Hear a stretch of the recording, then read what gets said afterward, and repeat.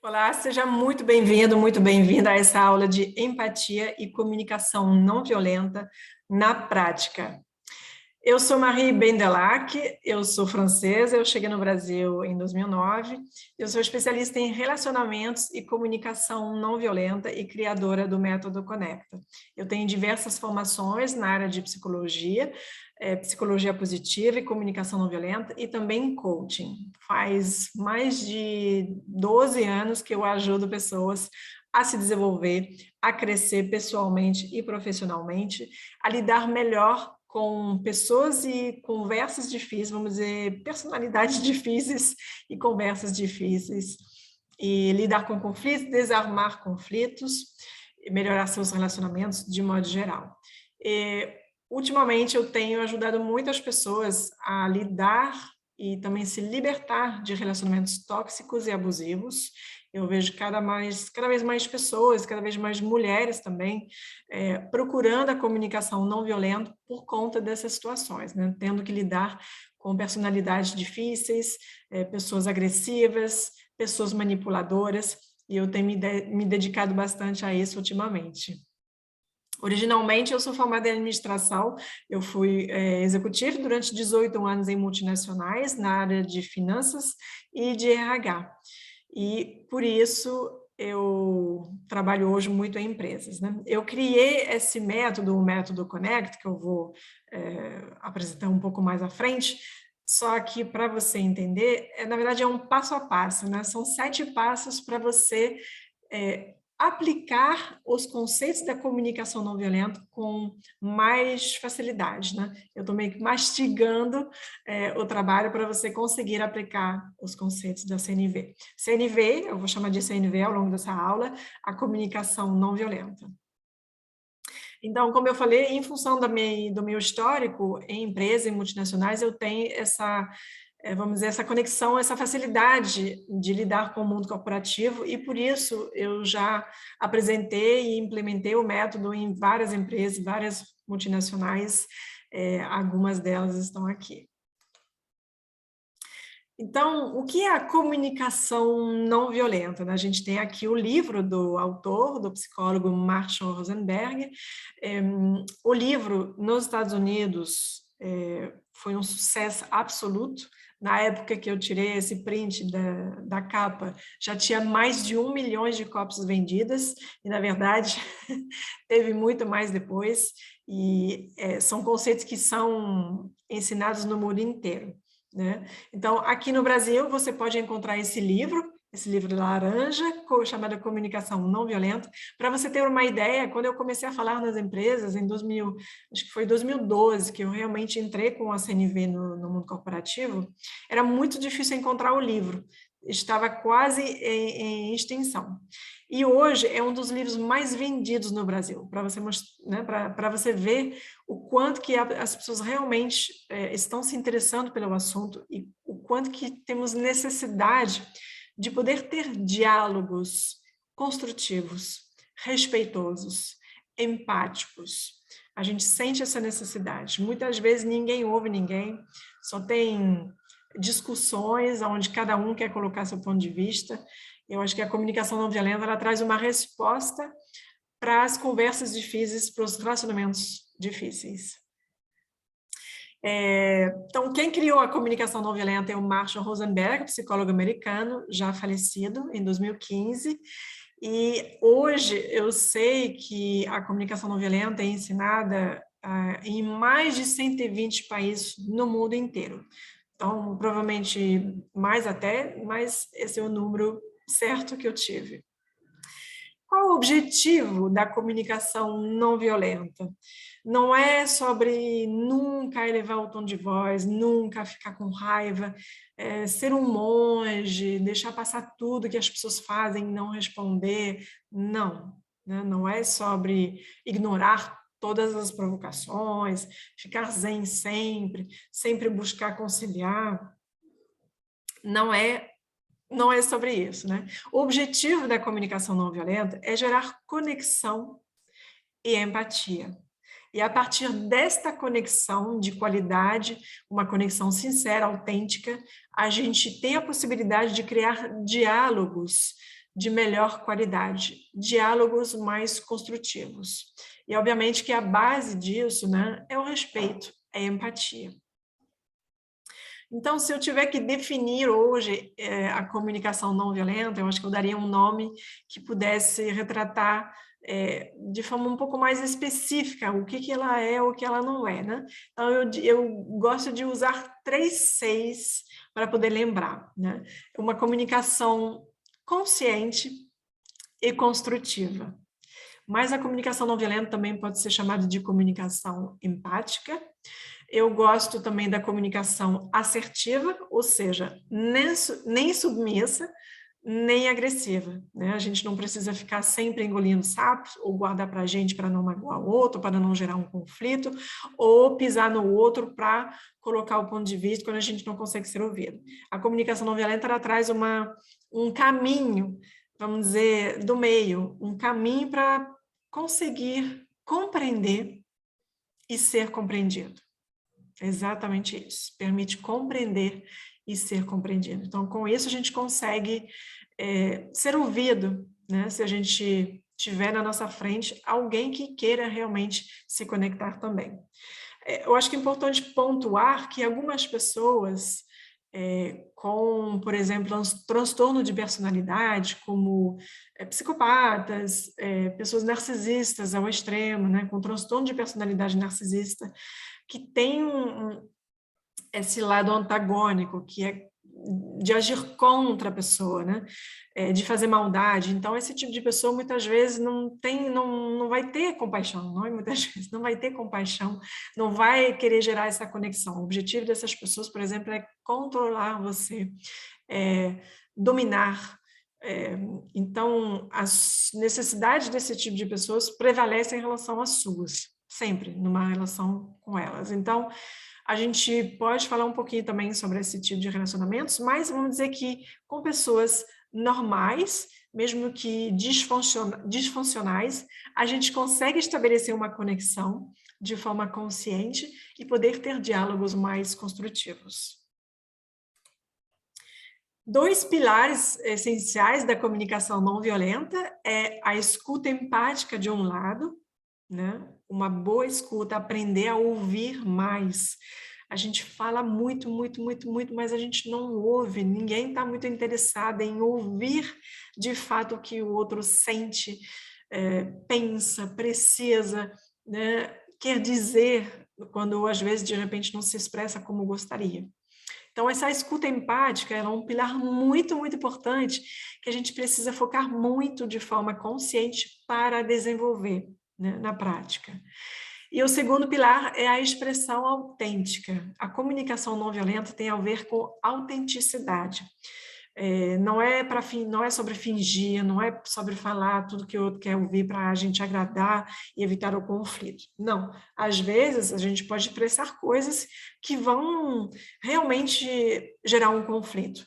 Mas o conflito, a gente não pode ter medo dele, né?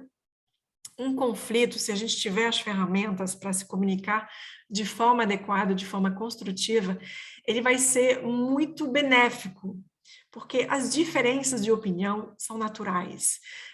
As diferenças, né, de sentimento na hora, de necessidade, talvez, são naturais. E é por isso que a gente tem a possibilidade de dialogar para ajustar, para resolver, para conciliar, para conectar.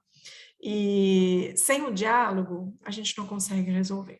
Então, o conflito hoje, a maioria das pessoas não gosta.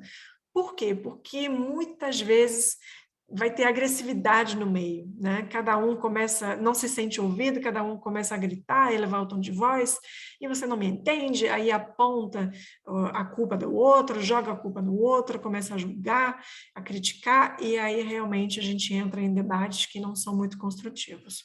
Então, a gente pode sim chegar a se expressar de forma autêntica, só que a gente vai ganhar com a comunicação não violenta algumas dicas, algumas estratégias para fazer isso de forma construtiva. Então, por exemplo, uma coisa que o Marshall Rosenberg fez no início da juventude dele, quando ele começou a estudar psicologia, ele tinha esse interesse em entender o que podia levar algumas pessoas a serem violentas com outras, né? Tanto verbalmente como fisicamente. Ele mesmo, como judeu, ele sofreu muito bullying na infância. E ele estava vivendo nos Estados Unidos, em Detroit, num lugar que era o momento do fim da segregação racial. Então, com muitos conflitos raciais, muitas rixas, e com isso ele estudou realmente o que deixava as pessoas mais violentas e o que podia desarmar essa violência.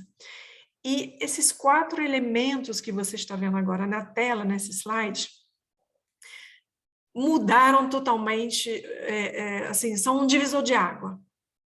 Um divisor de água porque só esses 4 elementos, esses 4 componentes que estão inseridos na comunicação não violenta, permitem fazer toda a diferença na comunicação, nos diálogos.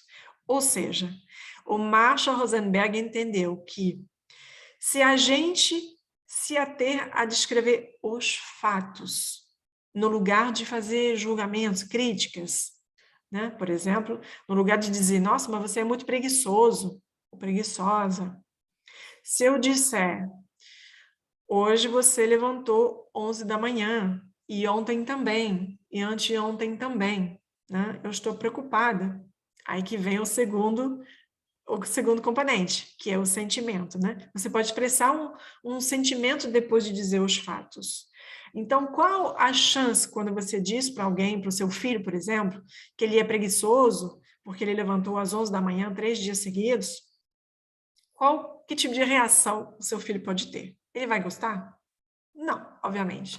Vai ficar irritado, vai ficar com raiva de você estar criticando, e aí vai se jogar contra você, vai começar a ter má vontade para fazer as coisas, não vai querer estar com você, e aí você começa a perder a conexão. Então, se no lugar disso você se ater aos fatos e dizer, olha, você levantou ontem, anteontem e hoje às 11 horas, eu estou preocupada porque você tem as suas aulas, você precisa estudar, né? Você em breve tem provas, então queria saber se está acontecendo alguma coisa, né?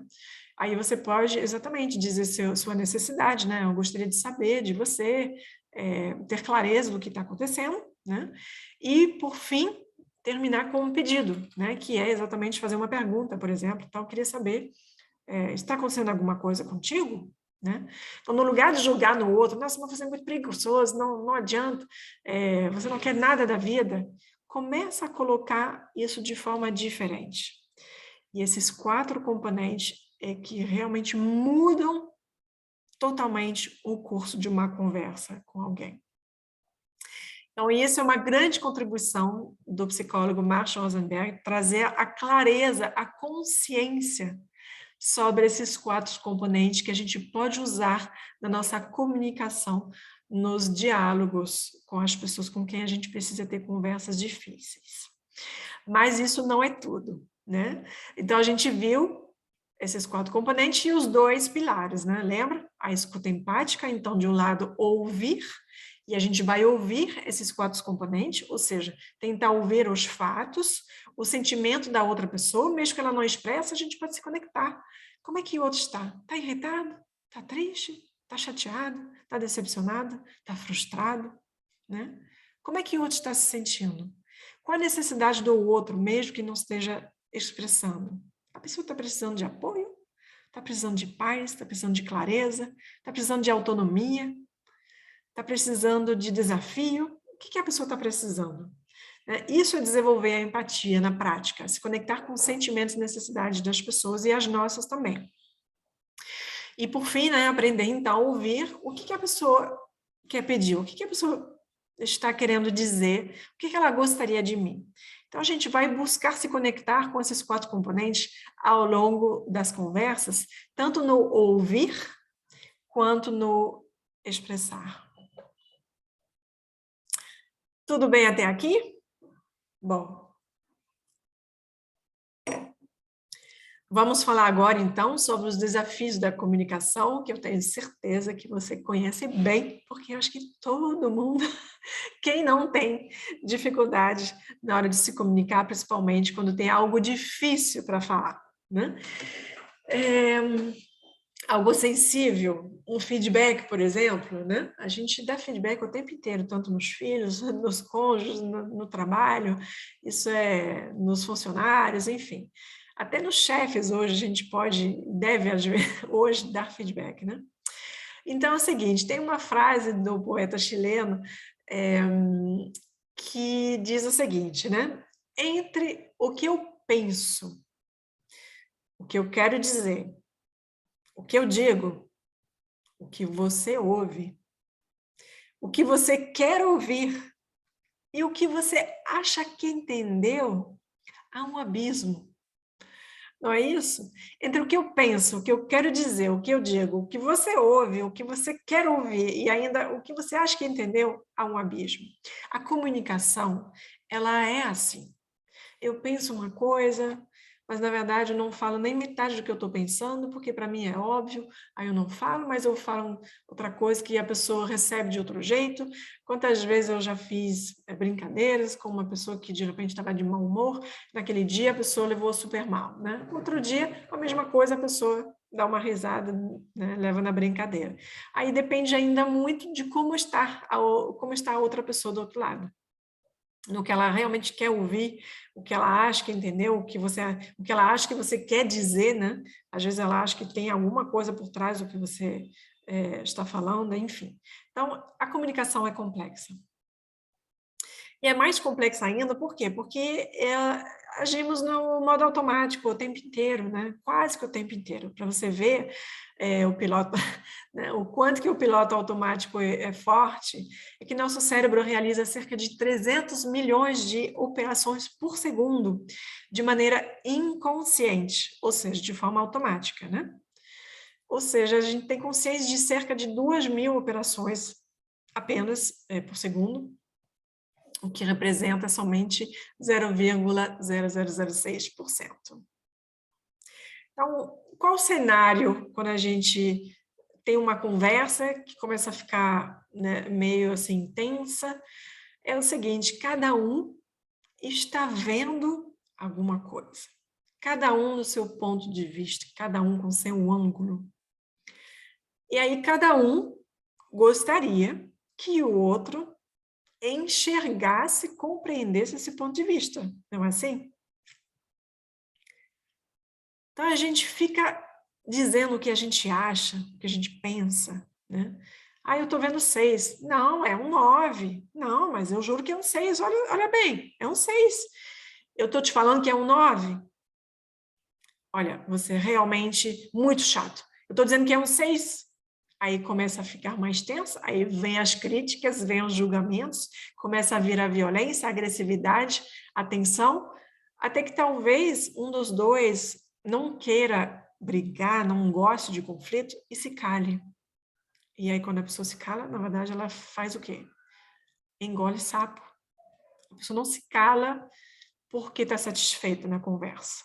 Não, se calou porque não quer alimentar o conflito e aí vai engolir o sapo. Não está de acordo, não se sente ouvido, não se sente compreendido, mas desiste de colocar seu ponto de vista. Caso contrário, o conflito pode crescer, né? E até às vezes o conflito para na hora, porque um interrompe, mas é um conflito que ficou mal resolvido, que não ficou resolvido, na verdade. E aí isso vai se tornar um conflito latente que vai acabar ter outras consequências, né, futuras. Então, você pode se afastar de uma pessoa, você pode, de repente, começar a implicar com essa pessoa por conta disso, né, criar ranço, ressentimento e ter problemas nos relacionamentos a partir de um conflito não resolvido ou mal resolvido. Então, qual a saída para isso, né? Para não ficar nessas três posições, que eu acho que é muito importante falar, né? O vulcão, quando a gente está com raiva, quando a gente explode, o engolidor de sapo, justamente que não quer alimentar o conflito, então vai ficar na sua, vai ainda se sentir vitimizado, vai se sentir injustiçado, incompreendido. E tem também a posição do herói, né? Imagina, às vezes tem duas pessoas brigando, e aí uma pessoa vem e se mete na conversa, querendo defender uma parte ou outra, ou até as duas. E então, essas são três posições comuns que a gente tem nos conflitos. Então, a saída, né, para evitar que esses julgamentos sejam recebidos, né, como crítica, né, porque na verdade a gente sabe que se a gente julga o outro, como a gente falou no início, né, se eu estou falando, que preguiçoso, que preguiçosa, que chato, que chata, nossa, mas você é muito responsável, mas que incompetente, não é possível, né? Todos esses julgamentos, eles geram resistência na conversa, né? A outra pessoa que recebe o julgamento, a crítica, ela começa a se colocar na defensiva, e ela pode ou se afastar, ou começar a te agredir, né? Rebater de volta. A saída, entre outras coisas, primeiro você evitar algumas palavras, essas 3 palavras, você evitar de falar essas palavras em qualquer início de frase. Você sempre chega atrasado, você sempre grita comigo, você nunca atende minhas ligações, você nunca entrega seus relatórios na hora, você nunca dá bola para mim, você nunca me dá atenção. Você é realmente muito, muito lento. Nossa, mas você é totalmente irresponsável. Então, percebeu o quanto que essas frases soam assim, de forma desagradável para quem recebe, né? A gente não gosta de exagerações, né? Então, falar sempre, nunca, isso não parece justo, não parece verdadeiro. E por isso as pessoas se colocam na defensiva quando ouvem esse tipo de frases, né?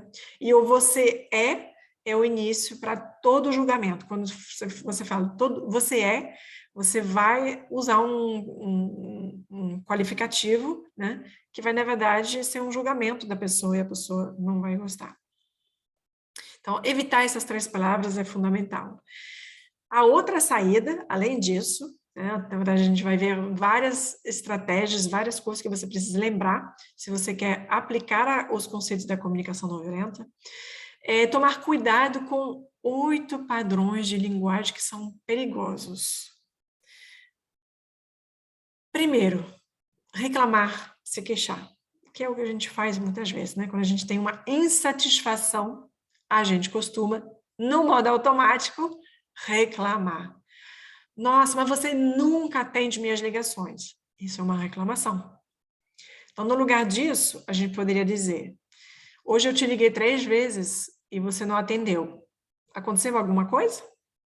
No lugar de já ficar acusando, se queixando, reclamando, isso não vai, do outro lado, gerar uma boa conexão, uma conversa construtiva. Então, evite as reclamações, seja factual, lembra, né? Você pode expressar os fatos e fazer uma pergunta para entender o que está acontecendo, né?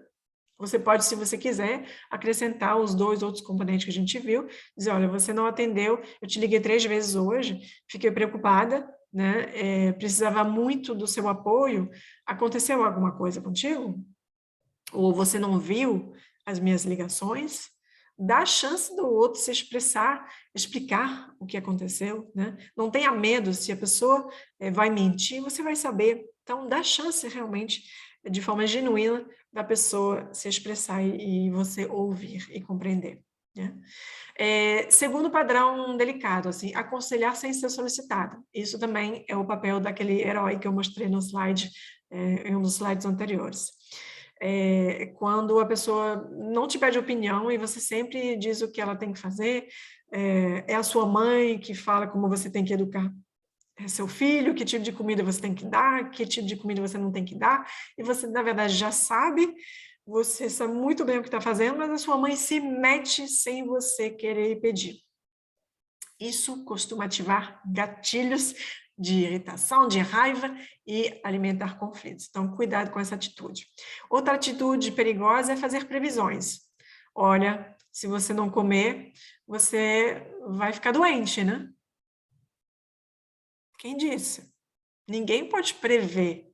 Você pode dizer, olha, se você não comer, eu fico preocupado que você não desenvolva seu sistema imunitário, que você não fique forte, né? Que você não ganhe músculo, o que você quiser, né? Então, expressa a sua preocupação, mas é diferente de dizer, olha, se você não fizer isso, olha, vai acontecer isso, né? Outro padrão de linguagem perigoso, rotular, criticar, que é exatamente o que a gente viu com a parte de julgamentos, né? Você é isso, aquilo. Exagerar, sempre e nunca, que a gente viu também. Ameaçar. Então, se você ameaçar, na verdade, você não está criando uma conexão de qualidade, você está intimidando a pessoa e você, na verdade, já começa a criar um desequilíbrio na relação, né? Onde você se coloca como pessoa dominante, né? Como se quisesse fazer prevaler o seu poder sobre o outro e não em conjunto, de forma colaborativa. Então, isso não é uma forma de motivar as pessoas a fazer as coisas de coração, né? E a comunicação não violenta, ela vem como uma forma de exatamente influenciar de forma positiva, construtiva, as pessoas a fazerem as coisas de boa vontade, e não por medo, por culpa, por vergonha, né? Então, ameaçando, a gente geralmente usa o medo para que o outro faça o que a gente quer. Isso, na verdade, é uma forma de manipulação. Então, cuidado com isso.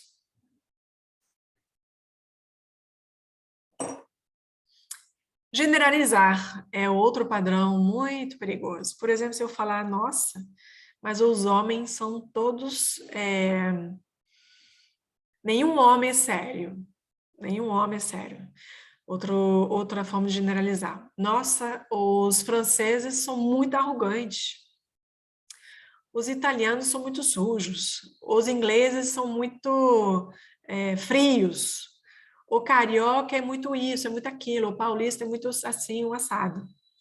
De novo, a gente está misturando, a gente está fazendo uma generalização em relação a um gênero, uma cultura, né, uma nacionalidade, qualquer coisa que generaliza é muito perigoso, é muito agressivo, primeiro, para quem recebe, e é muito perigoso porque a gente viu isso acontecer, por exemplo, né, nas guerras mundiais, principalmente na Segunda Guerra Mundial, sobre generalização sobre os judeus, né? Teve todo tipo de generalização sobre os judeus, e isso levou a exterminar milhões de judeus, como a gente sabe. Então, generalizar é muito perigoso, é muito sério, e a gente tem que tomar muito cuidado para não fazer isso, né? Comparar, isso é muito, assim, faz muito mal. Ser comparado com alguém. Por exemplo, se você compara seu filho com o seu outro filho. Nossa, olha, a sua irmã tirou 10 em matemática, hein? Você somente 8. Tá vendo? Quando eu falei para você estudar mais, né? Fica comparando. Isso não é também algo que gera conexão. Se você quer que seu filho estude mais e tira boas notas como a irmã tira, procura motivar de outra forma. Dizer, olha, você tirou 8 em matemática, o que já é muito bom. Mas eu sei que você pode mais. Eu sei que se você estudar um pouco mais, de repente você pode tirar um 10. Você não gostaria de ter um 10? Não gostaria de tirar 10? Você não ficaria satisfeito com isso, feliz? Checa, conversa, pergunta, né? Não precisa comparar, não precisa envolver outra pessoa para tentar influenciar a pessoa. Isso é uma forma péssima de tentar influenciar. Tá? E isso acaba com a autoestima das pessoas, então, principalmente com os filhos. A gente precisa ter muito, muito cuidado. Com funcionários também, é a mesma coisa. Evite comparar. Ninguém gosta de ser comparado, né? Se você quer dar um feedback, dá um feedback sobre a situação, sobre a pessoa, sobre o seu sentimento, sobre a sua necessidade, faça um pedido sem envolver outra pessoa. Então, o antídoto para esses padrões, né, é uma comunicação franca e respeitosa, mas não basta você falar, né, isso, mas como assim? Eu não sou respeitoso? Né? De repente, a gente não tem consciência que a gente faz essas coisas sem intenção de magoar, ou de machucar, ou de criar um problema, é que fomos educados dessa maneira, a nossa comunicação realmente, a nossa cultura estimula uma comunicação, sim, violenta, né? E a violência não é somente matar, espancar, né? Agredir fisicamente, gritar, não. A violência, ela pode ser muito sutil. Você não demonstrar nenhuma compaixão, por exemplo, com algo que alguém vai te falar. Então, se, por exemplo, sua esposa, o seu esposo fala para você que ficou muito triste porque você não quis ir com ele, com ela, naquela festa do seu melhor amigo, é, se você mostra que você está nem aí, isso é uma violência para o outro, sabe? Não validar o sentimento do outro, não demonstrar nenhuma compaixão. E é por isso que a convivência com pessoas psicopatas, narcisistas, é principalmente difícil, né? Quando eu falo psicopata, não acho que eu estou falando assim daquele serial killer que a gente vê nos filmes, estou falando realmente de pessoas que estão ao nosso redor, que estão no trabalho, que estão na família, que você de repente nunca detectou como psicopata, porque eles vivem normalmente, né? Mas são aquelas pessoas que, na verdade, na hora que apronta alguma coisa, não demonstra nenhum remorso, nenhuma culpa, nenhuma empatia com você. Você reclama, você, né, vai dizer o que você sentiu e a pessoa vai até talvez inverter, jogar a culpa em você, dizer, nossa, mas você mereceu, você que procurou, você que fez, né? Vai começar a inverter os papéis e se fazer até de vítima, você que vai sair como vilão. Então, essas pessoas fazem isso. Por isso que é extremamente difícil, é um sofrimento, né, viver com esse tipo de pessoas, porque o ser humano precisa de empatia. Então, uma coisa importante, se você vai aprender os conceitos da comunicação não violenta, é importante você adquirir mais conhecimento, né? Saber o que te deixa com raiva, quais são seus gatilhos. Então, se a pessoa comete uma injustiça, se a pessoa fala uma mentira, né? O que te deixa com raiva? Conheça os seus gatilhos, é muito importante. Senão você pode aprender os melhores conceitos do mundo, as melhores estratégias de comunicação do mundo, mas se você não se conhecer, você vai continuar caindo nas armadilhas de manipuladores, você vai continuar mordendo as iscas, né, de pessoas que jogam alguma coisa, na verdade, para te provocar, ou até sem querer, né, pessoa que fala alguma coisa, mas você vai perder o controle, porque, na verdade, você exatamente cai no jogo da pessoa, né? Quando eu falo jogo, é importante, o jogo não necessariamente ele é consciente, né? Aliás, a maioria dos jogos psicológicos, né? Se vitimizar, criticar, né? Perseguir, fazer essas coisas de dar conselho sempre sem ser solicitado, tudo isso também não é consciente na maioria das vezes. Então, é por isso que, através desse passo a passo do método Conecta, né, é um método meu, registrado, que tem esses 7 passos para facilitar a aplicação da comunicação não violenta, porque eu percebi que não basta você começar expressando os fatos, sentimentos, necessidades, fazer um pedido. Todo mundo quer ser ouvido primeiro, né? Se os dois querem falar primeiro, geralmente não vai resolver, não vai adiantar. Então, alguém precisa desenvolver essa consciência e aprender a ouvir primeiro. Então, por isso, o primeiro passo do método Connect é sobre curiosidade. O que você precisa, qual o seu objetivo no início de uma conversa, quando você tem que resolver um conflito, desarmar um conflito, ter uma conversa difícil? Coloque na sua cabeça um pouco de curiosidade. Desenvolve a mentalidade da curiosidade. Ou seja, busca compreender, né? Aquilo que eu falei no início. Você está levantando tarde todo dia, está acontecendo alguma coisa contigo? Pode ser que a pessoa tenha insônia, aí não dorme, até 5 da manhã, de repente, 5, 6 da manhã, começa a dormir, e aí, óbvio, levanta às 11, porque na verdade dormiu muito pouco, né? Então, pergunte, procura ser mais curioso, fazer perguntas abertas e genuínas. E aí, à medida que você vai ser curioso e perguntar, você vai aprender, né? Você vai ouvir mais, naturalmente, porque vai vir uma resposta, né? Aí, quando a pessoa fala, procura ouvir sem julgar, né? Não julgar é o terceiro passo do método Conecta. Elimina os preconceitos, tira da sua cabeça que a pessoa é preguiçosa, isso, aquilo. Não, foca em quê? No próximo passo, nos sentimentos e nas necessidades das pessoas, né? Como é que a pessoa está se sentindo? Será que ela está cansada? Você está levantando tarde por quê? Né? Talvez a pessoa está muito ansiosa, está muito estressada, ela dorme mal e por isso, né? Talvez ela precise de mais sono. Então, foca os sentimentos e necessidade, isso que é empatizar na prática. Muitas pessoas falam sobre empatia, mas não sabem o que é, nem como exercer isso na prática. Basicamente, a empatia é focar em sentimentos e necessidades, ouvir sentimentos e necessidades, seus e dos outros.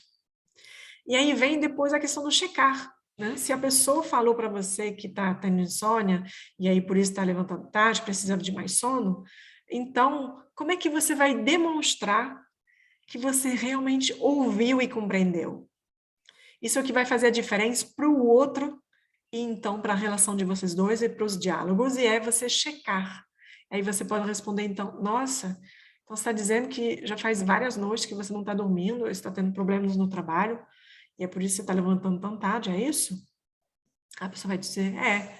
E aí, quando você demonstra empatia, né, reformulando o que você ouviu, o outro vai se sentir compreendido e com isso ele vai se sentir em confiança para, se precisar, falar mais. Ele pode até abrir quais são os problemas que você está passando no trabalho.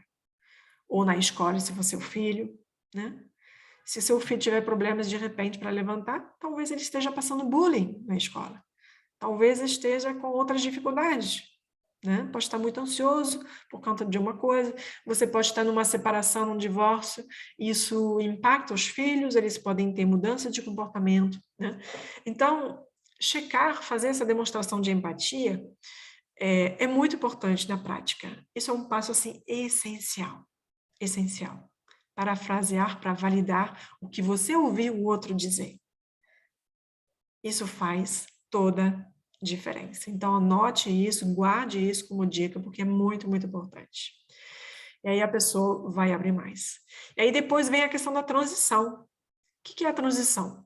É para você ver, depois que a pessoa falou para você que você checou, né, fez essa paráfrase, você vai ver se está na hora de você se expressar. Lembra dos 2 pilares?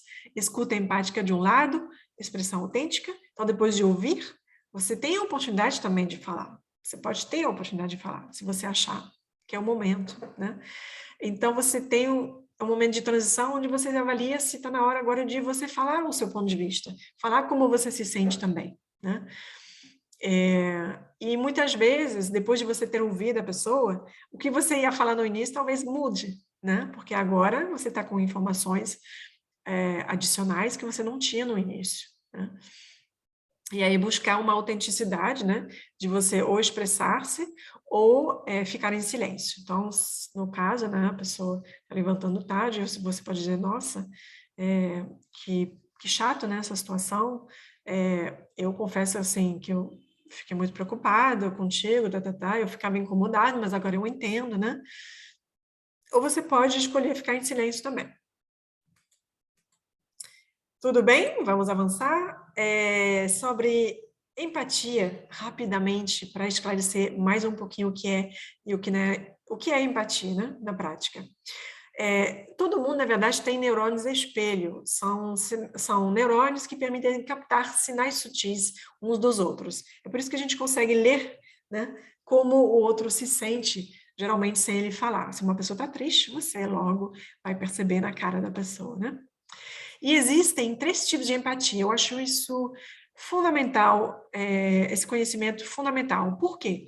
Porque você vai ouvir muitas coisas, assim, por exemplo, que os psicopatas não têm empatia, que as pessoas não têm empatia, isso, aquilo. Na verdade, existem 3 tipos de empatia: empatia cognitiva, empatia emocional e interesse empático. Eu vou explicar o que é. Empatia cognitiva é a habilidade de entender o ponto de vista de outra pessoa, né? Essa habilidade cognitiva, por exemplo, os psicopatas, eles têm. E muito bem desenvolvida, porque a parte cognitiva deles é absolutamente intacta, né? O que eles não têm é uma parte do cérebro das emoções que não está desenvolvido como em pessoas normais, pessoas não psicopatas, né? Então, a habilidade de entender o ponto de vista eles têm. Agora, a empatia emocional, a habilidade de sentir o que o outro está sentindo, nos psicopatas é fortemente reduzido. E tem vários graus de psicopatia, né? Então, alguns têm um pouquinho, talvez, de capacidade, outros nenhuma, zero. Então, dependendo do grau, leve, médio, moderado, a pessoa realmente não tem nenhuma empatia emocional ou pode ter um pouquinho, né? Agora, pode não ter a habilidade de sentir, mas o psicopata tem também capacidade de entender, né? Se a pessoa está triste, o psicopata entende, mas não tem nunca compaixão, né? Só para você saber. E quando não estamos demonstrando empatia, numa conversa, num diálogo, num conflito, estamos agindo como psicopatas, gente, né? Então, vamos ser um pouco mais humanos, né? É sobre humanidade, é sobre essa capacidade de empatia, desenvolver isso na prática. Então, o terceiro tipo de empatia, o interesse empático, é a habilidade de perceber o que o outro precisa. Imagine que seu filho está chorando no seu quarto. Está todo assim recolhido, chorando. Talvez, né, se você tem compaixão, talvez a sua reação natural seja ir lá e abraçar seu filho. Porque você percebe que seu filho precisa de carinho na hora, de acolhimento, né? Isso é empatia na prática. Então, tem essas 3 características, esses 3 tipos de empatia. E um exercício muito simples para você fazer no dia a dia, se você quer desenvolver a empatia na prática, é você identificar seus sentimentos diariamente. Você pode, ao levantar, pensar assim, como é que eu estou me sentindo agora? Estou angustiada? Estou tranquila? Estou cansada? Estou feliz? Estou animada para o trabalho? Ou desanimada? Eu estou confusa? Estou me sentindo vulnerável? Estou com medo? Né? Que tipo de sentimento você tem? Eu estou alegre, confiante? Olha, essa tabela, ela é muito rica, ela permite desenvolver esse vocabulário dos sentimentos que muitas vezes a gente não tem, né? A gente não adquiriu, não desenvolveu. Você encontra essa lista também na internet, no livro de comunicação não violenta também, enfim, e eu trabalho com essa ferramenta. E aí a segunda parte da empatia, depois dos sentimentos, são as necessidades, né? Então, eu tenho essa roda de necessidades, por exemplo, descanso, empatia, respeito, compreensão, conexão, fazer a diferença, ser ouvido, necessidade de reconhecimento, de apoio, de apreciação, de segurança, de ordem, de proteção, de contribuição, necessidade de competência, de produtividade, necessidade de liberdade, de autonomia, de autenticidade, clareza, de propósito, necessidade de presença, necessidade de desafio, exploração, aventura, necessidade de integridade, de equilíbrio, de humor, de leveza. Olha quantas necessidades temos. E quando temos as nossas necessidades satisfeitas, a gente tem mais vitalidade. Quando temos nossas necessidades não satisfeitas, a nossa energia vai para baixo, porque a gente começa a viver emoções desagradáveis, né? Então, necessidades satisfeitas, emoções positivas, agradáveis, necessidades não satisfeitas, sentimentos, entre aspas, negativos, desagradáveis. Então, quando entendemos que necessidade motiva os nossos comportamentos, quanto dos outros, não temos inimigo, né? A gente consegue entender, na verdade, que por trás de todo comportamento, segundo Marshall Rosenberg, existem necessidades, que o ser humano ele vive buscando atender às suas necessidades o tempo inteiro. Essas necessidades todas que a gente viu, né? Tudo que a gente faz tem por objetivo de satisfazer a necessidade. Se você trabalha, é para satisfazer que tipo de necessidade? Vamos voltar rapidinho na roda. Autonomia, liberdade, aprendizado, desafio, segurança, né? Produtividade, competência, responsabilidade, contribuição, fazer a diferença, talvez, se você faz no seu trabalho, se você sente isso. Então, assim, trabalhar atende várias necessidades, não apenas a necessidade monetária, necessidade de significado, de propósito, né? De conexão, de relacionamento. Se você vai para uma festa, você pode ter vontade de atender a necessidade de conexão também com amigos, relaxamento, diversão, né? Lazer, leveza, e também de novidade, se é um lugar novo, né? Descoberta.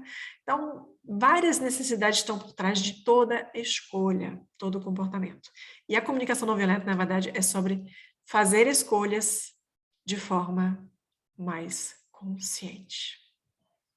Não é sobre não gritar. Embora a gente procura cuidar do tom de voz, cuidar da comunicação para cuidar da relação. Porém, às vezes a gente pode ter que elevar o tom de voz, mas sem usar aqueles 8 padrões de linguagem perigosos, né? Então, vamos lá.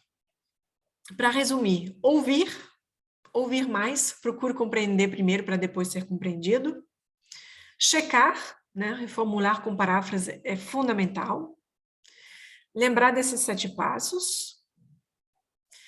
E o Marshall Rosenberg dizia que ficamos perigosos quando não temos consciência de nossa responsabilidade por nossos comportamentos, pensamentos e sentimentos. Ou seja, jogar a culpa no outro para qualquer coisa é perigoso.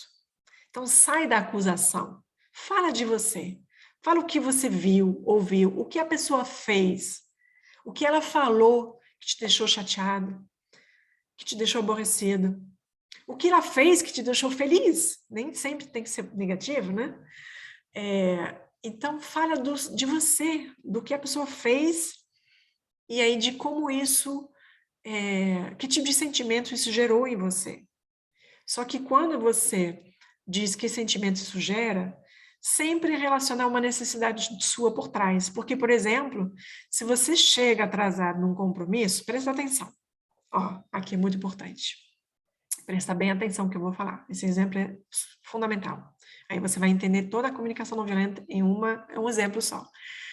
Se você atrasa num compromisso que a gente tem, meio-dia, um dia no restaurante, e aí eu sou pontual, chego meio-dia, você chega meio-dia e 15.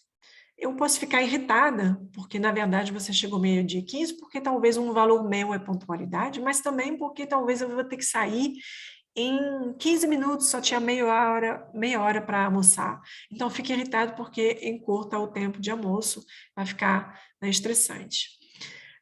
Agora, outro dia, mesma forma, a gente combinou meio-dia no restaurante, eu chego meio-dia e você atrasa 15 minutos novamente. Só que desta vez, um cliente me liga meio-dia. Um cliente super importante. E aí ele me pede para resolver uma questão. Me pede para ouvir, para ajudá-lo. E eu tenho que ficar no telefone até meio-dia e 15. Quando você chega, eu acabo de desligar com o cliente. Nesse dia, para mim, eu me senti aliviada você atrasar, porque na verdade eu precisava desses 15 minutos com o meu cliente com calma, sem você do lado, sem ter que falar na sua frente, sem ter que sair da mesa, né? Poder me dedicar ao meu cliente sem constrangimento nenhum. Então, uma vez eu fiquei irritada, porque eu tinha uma necessidade de sair rapidamente, e uma necessidade de pontualidade, vamos dizer que em outra circunstância, eu tinha necessidade desses 15 minutos com o meu cliente, e aí ficou conveniente para mim, né, ficou conveniente para mim você, na verdade, atrasar, né? Então, não joga a culpa no outro. Fala do que a pessoa fez e que ela chegou atrasada, e eu posso falar, então, ó, você atrasou 15 minutos, hoje eu estou um pouco chateado, porque eu vou ter que sair rápido, né, da próxima vez, me avisa, né, ou se você não puder chegar na hora, a gente, de repente, marca outro dia, né, e isso vai ser muito mais construtivo na forma de colocar, né, do que se você falar, nossa, mas você é muito chata, se atrasou, como sempre, blá, blá, blá, né? Enfim. Então, não é uma forma construtiva de resolver. Então, fala dos seus sentimentos, das suas necessidades, no lugar de criticar, jogar o outro, jogar a culpa no outro.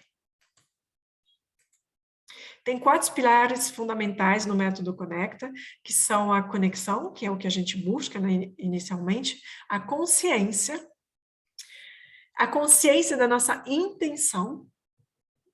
É muito importante saber, quando você vai para uma conversa difícil, qual a sua intenção? Você quer apontar do dedo ao outro? Ou você quer entender por que a pessoa fez isso ou aquilo? Ou por que a pessoa não fez isso ou aquilo? Por que a pessoa não entregou o relatório na hora? Por que a pessoa não falou com você e falou com sua amiga? Por que a pessoa te excluiu de um assunto que você deveria estar a par? Então, qual sua intenção? Né? Saiba, tenha consciência antes de ir para uma conversa difícil. E a presença permite ter essa consciência, alimentar essa consciência, perceber essa intenção e gerar essa conexão. Então, esses 4 pilares são fundamentais no método Conecta. São 3 habilidades, então, que você que você vai desenvolver se você aplicar o método Conecta de comunicação não violenta e empatia na prática, que são a curiosidade empática, a escuta empática e um posicionamento assertivo e construtivo.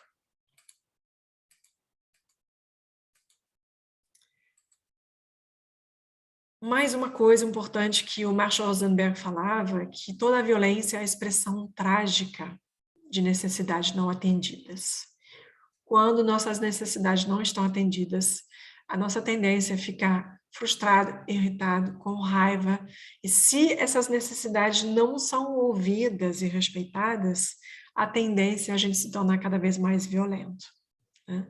Então, é importante, por trás de toda agressão verbal, toda pessoa que fica gritando de repente, entender que tipo de necessidade tem por trás. Que tipo de necessidade pode ter um pai que está gritando com o filho? Necessidade de respeito, de obediência, de autonomia, de limpeza? Que tipo de necessidade? Vamos buscar entender.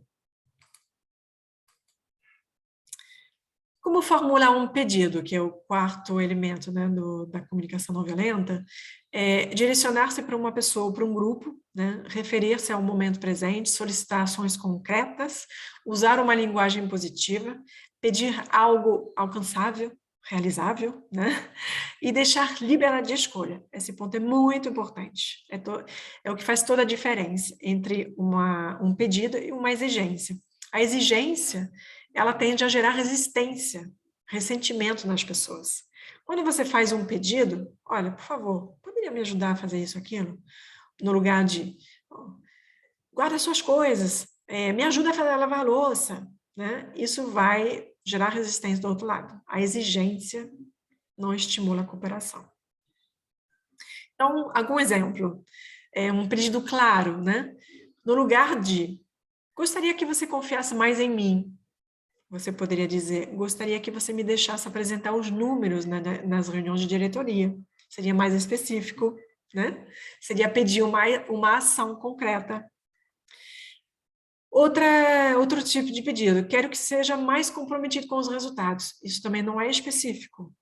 O que significa mais comprometido com os resultados? De que maneira? O que você quer que eu faça? Aí você pode dizer, gostaria que você entregasse seus relatórios no prazo. Né? São 2 exemplos para o mundo corporativo que a gente pode desenvolver. E lembra, desenvolver uma competência e falar uma linguagem mais clara, mais consciente, mais construtiva, não violenta, é uma competência. É uma competência que não aprendemos na escola, infelizmente, ainda. Mas podemos desenvolver a qualquer momento, a qualquer idade. Então, desenvolver uma competência é um processo em 4 fases. No início, a gente está na fase incompetente inconsciente. A gente nem sabe que a gente não sabe, né? Sou eu, 20 anos atrás, quando eu nem sabia que a comunicação não violenta existia, e eu me comunicava assim, julgando, criticando, reclamando, me queixando, blá, blá, blá, usando bem os outros padrões perigosos. Aí depois você descobre uma aula, você começa a ter o quê? A fase de incompetente consciente, porque agora você percebe, você é consciente dos padrões perigosos, você é consciente de algumas formas que seriam mais construtivas, mas você ainda está incompetente, porque você não praticou. Aí você faz o quê? Um curso. Aí você começa a ser competente consciente, que é a terceira fase, né? Através de um curso, de uma aula, de um método que você está aplicando, competente consciente. E por último, quando você treina, né? Você vai treinando o que você aprende na aula, você vai praticando no dia a dia, colocar os conceitos em prática, você vai desenvolver a fase de competente inconsciente, porque você vai começar a fazer as coisas sem perceber. Por exemplo, hoje, eu procuro não julgar de forma automática. É muito raro eu emitir um julgamento que não seja consciente, que não seja decidido, né? É isso.